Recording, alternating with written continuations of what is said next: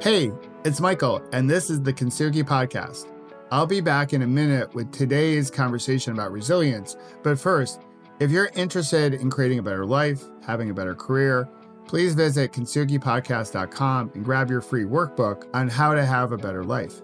In it, you'll discover tips and routines so you can find the energy for the things and the people who matter most, so you can create a better tomorrow and create the life and career you desire.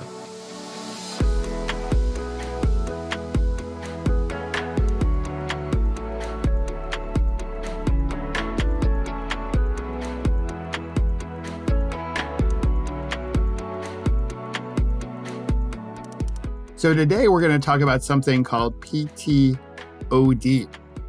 You might be asking yourself, what is PTOD, Michael? So if you're asking that question, you've come to the right place. It's a great question to ask. Now, if you're a corporate warrior, you know this. You've been in the trenches. You know the symptoms. You've seen this before. Initially, there's a little pain, but then as you go through it, you get excited, you get hopeful about the future. And then about 3 to 4 days later, things return to their old ways. I'm talking about post-traumatic offsite disorder. You know, those corporate offsites that we do.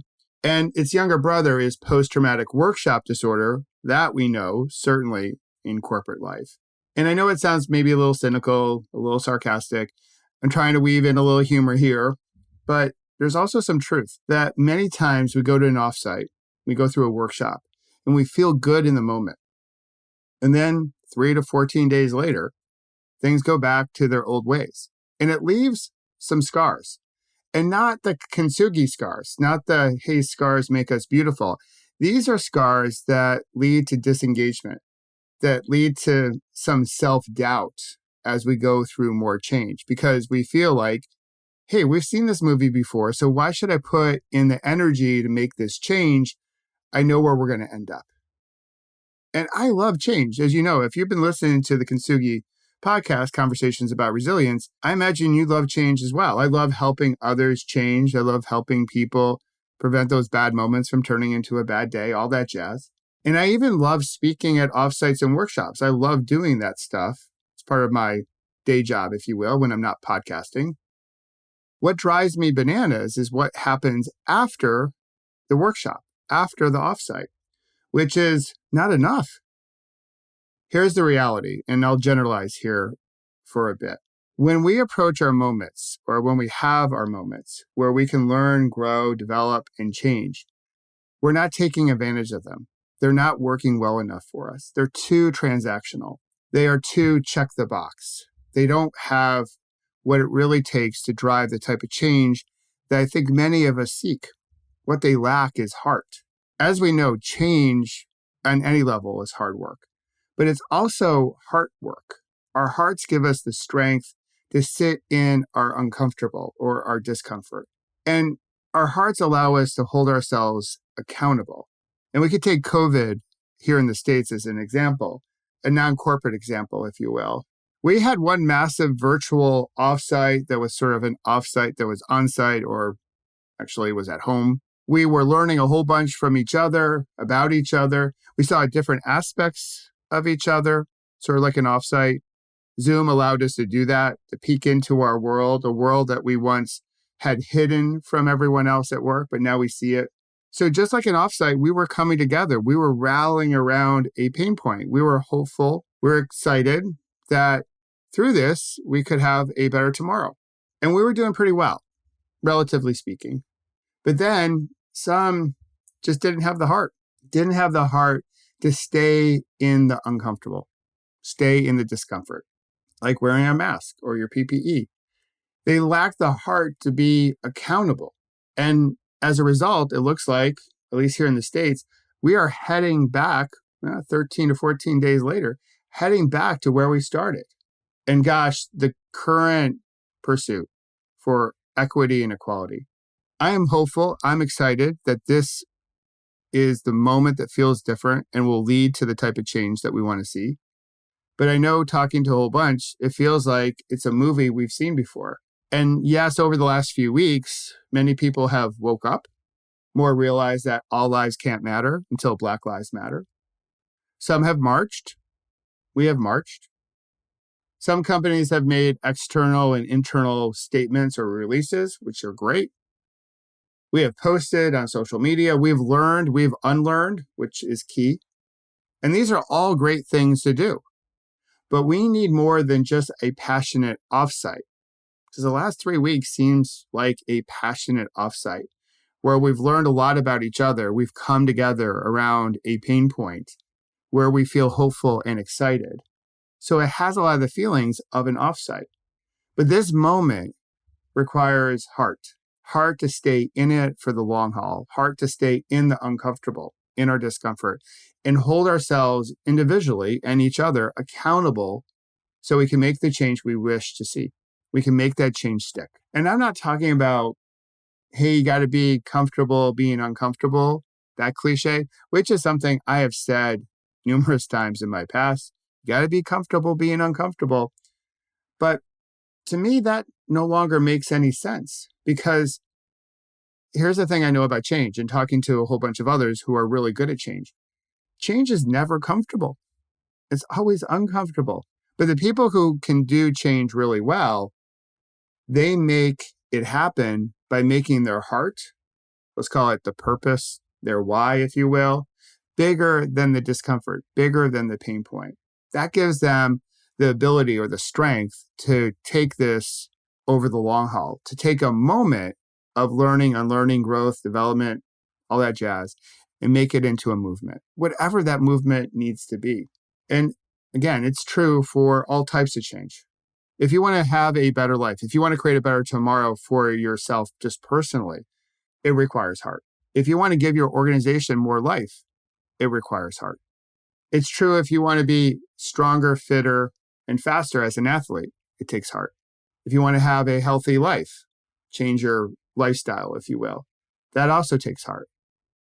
And it takes heart for us to truly live that Black Lives Matter, because they do, full stop. But change also requires something in addition to heart. First, it's awareness. And that's very uncomfortable. That's the moment we're in right now. I think that's what COVID is giving us, is this chance to become more aware on a whole set of issues, from the economic to health to inequality and equity to social justice. It's uncomfortable work. It's the type of work that happens when you look in the mirror. It's emotional labor that burns a whole bunch of calories. It's hard. That's why most people don't do it. And when you're in it, you can feel your heart racing.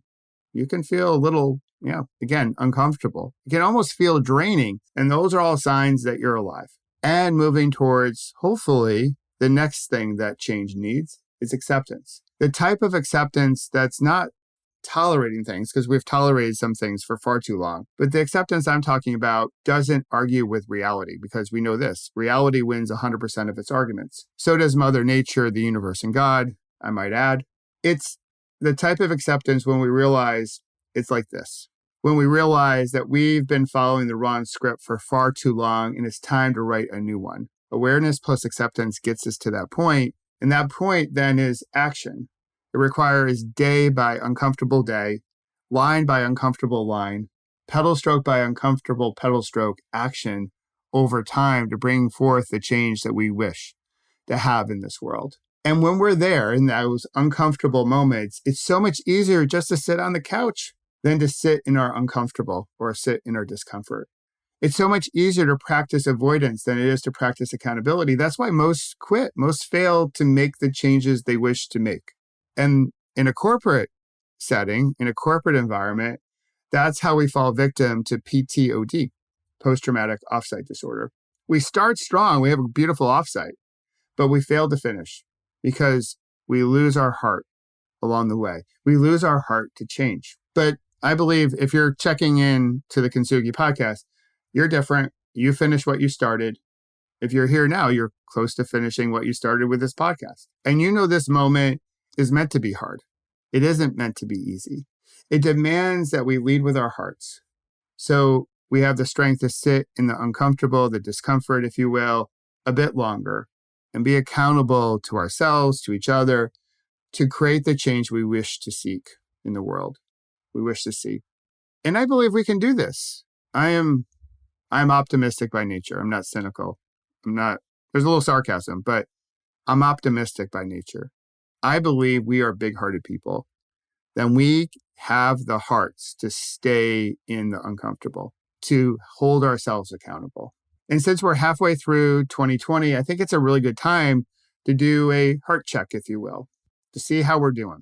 So we can finish this year stronger than what we started. Because the first 6 months have been a little difficult, but we can finish fast. We can finish strong. And by doing so, we can make some of this change that we wish to see stick. As always, thanks for listening and subscribing to the Kintsugi Podcast, Conversations about Resilience. As you might know, this was a new project for me this year, right when COVID hit, because I believe that one of the currencies that we need to get through this moment in time is resilience.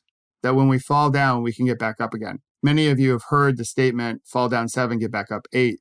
For me, though, resilience is about, yes, getting back up, but getting back up with more wisdom. So we can move in a slightly different direction. We can shift our perspective, if you will, because we ultimately go where our eyes go. And to solve tomorrow's problems, we need to head in a different direction so we can stay in front of the change that will always be coming at us.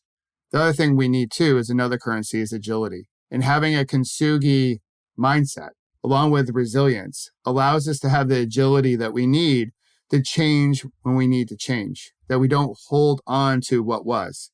Instead, we focus in on what we can create, what we can become. And as always, if you have a question for me about anything under the sun, you can go to kintsugipodcast.com and leave your question there. I've gotten a lot, so I'm going to do my best to get those questions answered as quickly as possible. While you're there, you can check out the Paceline Leadership Academy. There's nothing like it for corporate America, especially if you're an aspiring leader or a leader in the middle who wants to have more.